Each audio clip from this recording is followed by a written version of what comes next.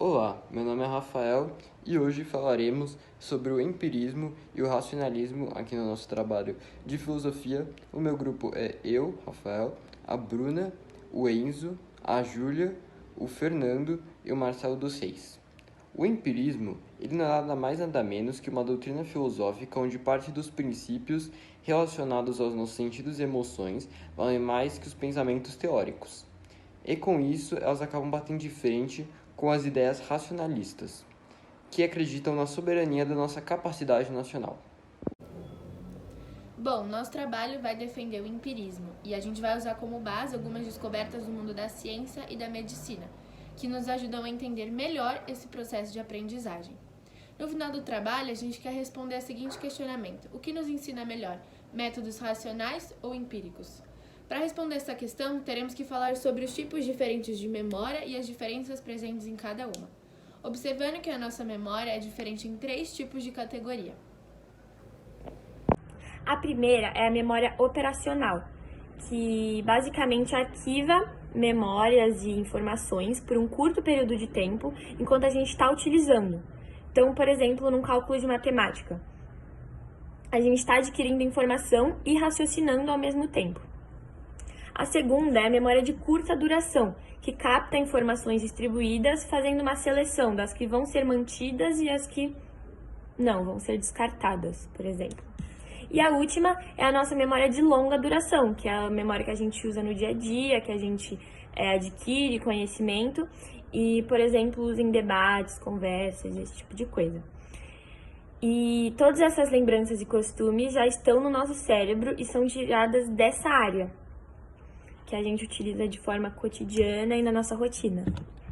Contudo, nosso objetivo de estudo se trata da memória de longa duração, e estudos comprovam que ela se divide mais de uma vez em outros subgrupos.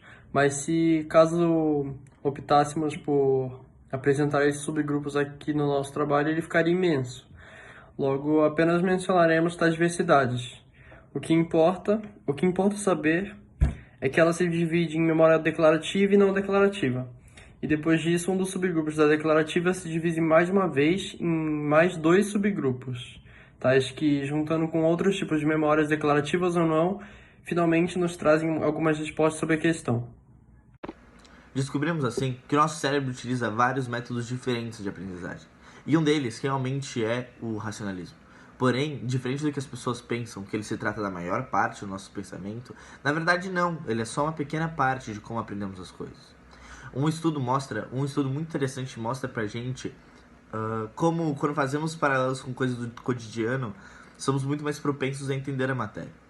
Porque quando a gente junta sentido, sentimento, emoções, a gente fica muito mais imerso no assunto. Para exemplificar como os nossos sentidos ajudam a gente a aprender de forma mais rápida e prática.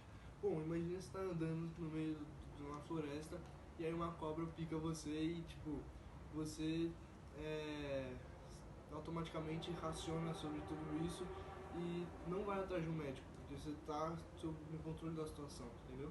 Você está no controle de tudo isso mas você tomou uma picada de uma cobra que provavelmente era venenosa, então por danos físicos que você tivesse sofrido, você vai atrás do médico, mas são indícios não racionais, os danos físicos são indícios não racionais.